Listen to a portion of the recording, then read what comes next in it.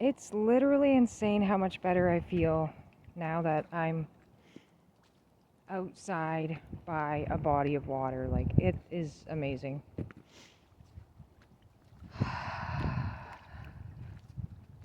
I wonder about ADHD when it comes to that. Like, being outside, I've heard it talked about as green time.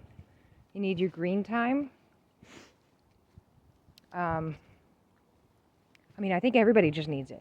But if you consider from the ADHD perspective of, like, sometimes having not enough stimulation, being outside in nature is so stimulating visually and in other ways too. I mean, there can even be tactile things, right? But so much going on visually. The sounds, the feel of the wind, like the sound of the water. It's just wonderful.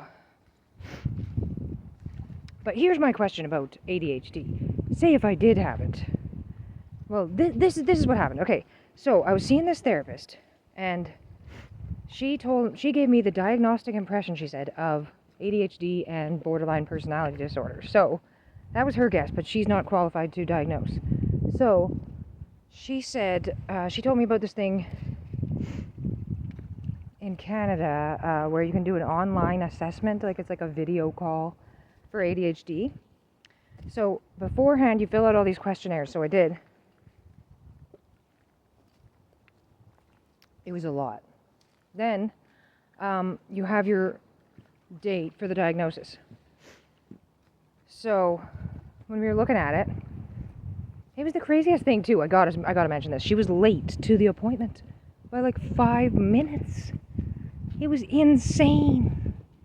I went outside to have privacy, so I was sitting in my vehicle, and she was 5 minutes late. Like, those 5 minutes seemed like they just went on and on and on to me.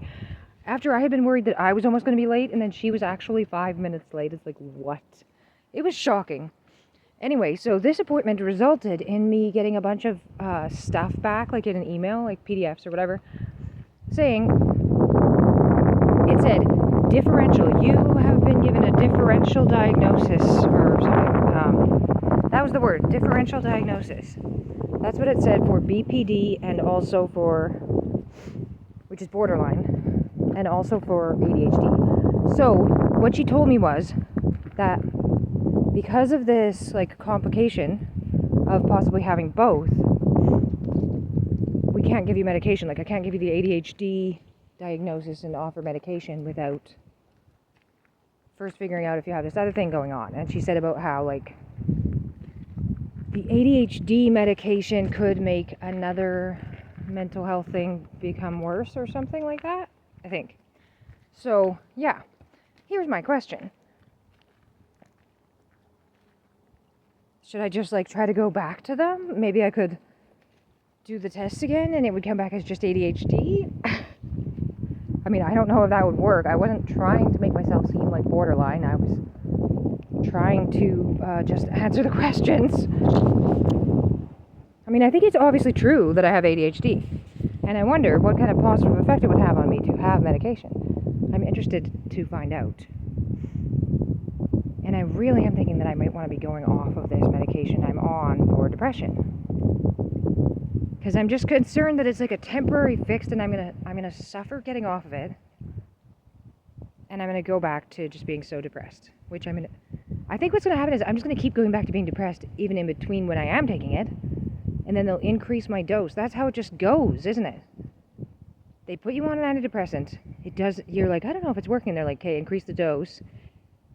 And then even if it is working, after a while it stops and then they increase the dose. A lot of times. I've been trying to kind of learn about this. But yeah, I'm really wondering. But I don't have, like, $250 for an hour of a psychologist time. Or it could be even more. Maybe it wouldn't even be enough to have an hour. Like, I was looking at what they were recommending for me to get is a full psychiatric evaluation.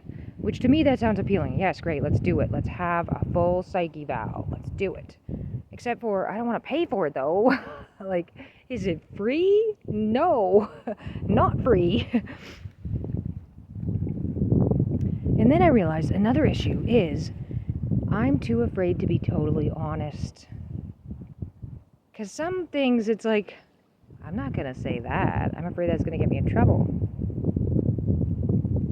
Or like, I mean, there are other factors here. Like, I have responsibilities. I can't be taken out of the mix or something. Like, yeah. Full psyche valve. That's what I want. I'm not going to get it. Doubt it very much. I kind of would like to go back to seeing the therapist that I had who was at urgent care. I went in to the emergency room saying that I wanted to kill myself. And after that visit, they didn't want to just totally leave me hanging, I guess. So they set me up to talk to someone in urgent care, and they were really great. It was a social worker. Again, social worker's time is pricey. I don't think I had to pay for it there, but that's because it's like an emergency, urgent care. Yeah, it was emergency. I never thought I would ever go to the hospital for that reason. And part of the reason why is I thought, well, obviously, I mean, if you want to kill yourself, don't go to the hospital because they're going to stop you, right? But the other part is, too, if you're trying to save yourself, kind of, like, by going there, what if you actually leave there without being seen? Or, like, what if they send you away and you don't feel like you got helped? Like, aren't you just going to be in even more danger than you were when you came there? Like, basically, at this point, I just think if I was going to kill myself, I wouldn't go to the hospital first, because I don't think there's any point now that I have actually done it.